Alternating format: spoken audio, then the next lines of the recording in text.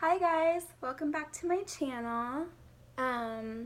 So I wanted to give you guys just a little background on my vegan journey, and I wanted to share this with you because I'm hoping that it helps somebody else who is thinking about going vegan but they're too scared that they can't do it 100%.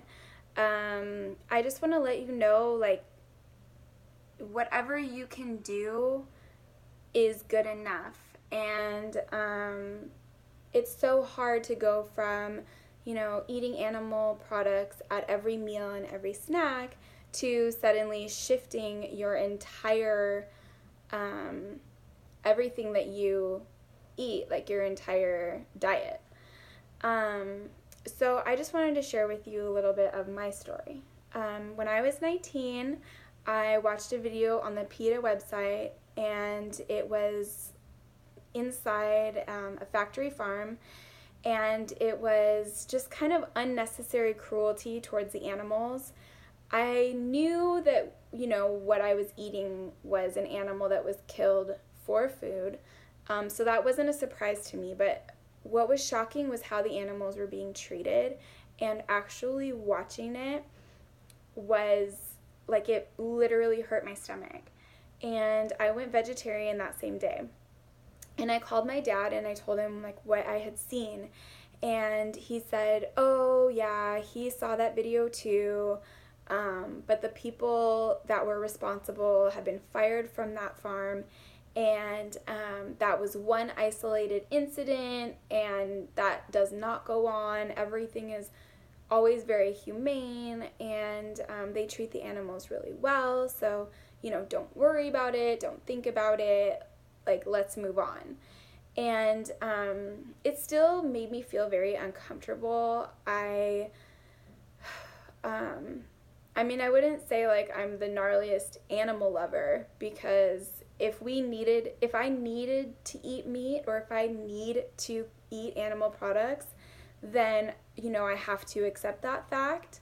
So, like I said, I went vegetarian that same day, and I was vegetarian for a couple of months until one day I just started craving a cheeseburger. And I was driving past In-N-Out one day, and I decided I was going to get a double double because I was super hungry and I just couldn't stop thinking about a cheeseburger.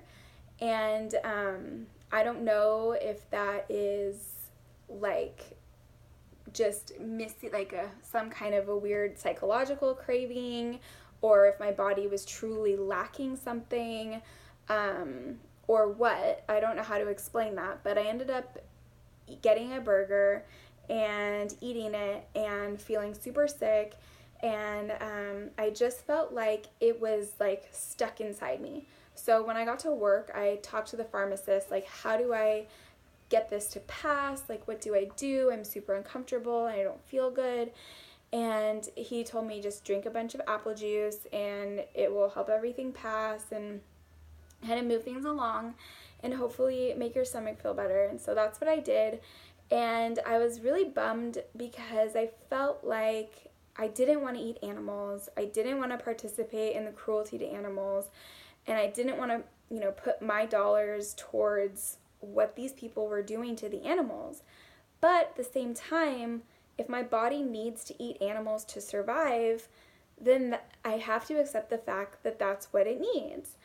So for years after, I just ate, the regular standard American diet. I think at my healthiest at that time, I was like surfing every day, sometimes twice a day, and going to yoga like 3 to 5 times a week.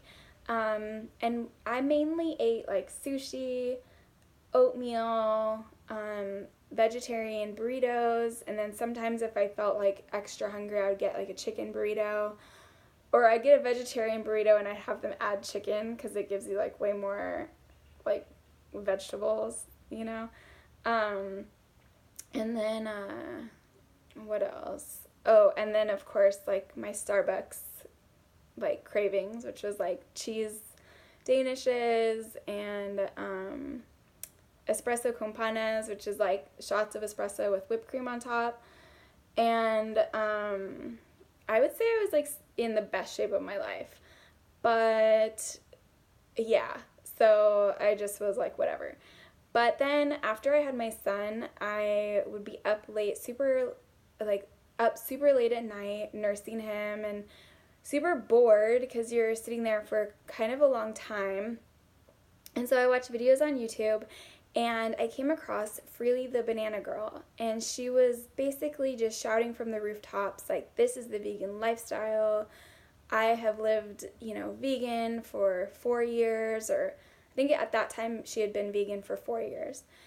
And she would go on and on about how, like, this is what animal products do to your body, and this is why they're bad, and, look at me, like, check it out, I'm still alive, and I haven't had any animals or animal products, and she was super fit and healthy, and so I was so excited, because here's this person who is kind of speaking to my heart, who is saying you don't need to eat animal products to survive, and that was mainly what I was looking for.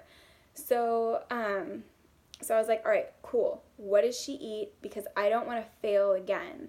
Last time I failed, and it looks like she has it down, so I want to do what she does.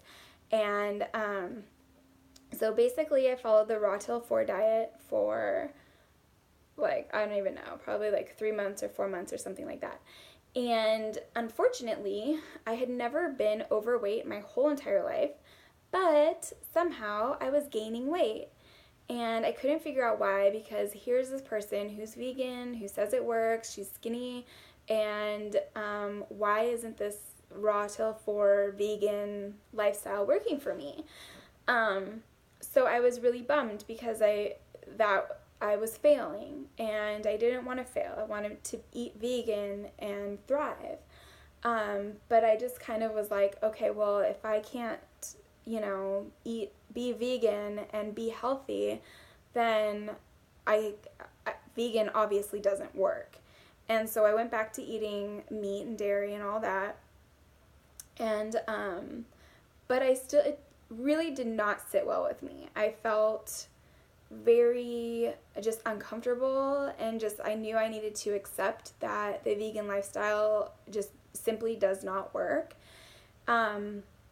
But I just didn't want to give up. Like, I did not want to give up this ideal for myself, because I do not want to participate in what is happening to our environment, to the animals, and to people's health in general. So if I'm going to be buying stuff, I want it to be animal and cruelty free, right? I want it to be vegan, and I need it to work, and I need to figure this out. So when Raw Till 4 didn't work, I just went back to eating, animal products. But the whole time that I still did a ton of research. And this time I didn't go to YouTube. What I did was I did two things. The first thing I did was I watched a ton of documentaries about animal agriculture, and just vegan documentaries. So many vegan documentaries. And basically the reason I did that was because I wanted it in my head, like, this is my reason. This is why I choose to be vegan, and I don't want to forget it. I want it in my head. If I eat a piece of chicken, I want to think about where that chicken came from. I want to think about the life that it had. I want to think about the cage it lived in. I want to think about, everything about that chicken. I want to know, and I want to be thinking about it, and I want to be very aware. And what that does for me is it helps me hold on to my reason why. And it prevents me from just saying, oh, well, I'm just going to eat whatever, or, it helps me stay strong in my reason. And so that's what I did. And then the second thing that I did was I researched human biology. So I want to know exactly what a human body needs to survive, and why, and what each macro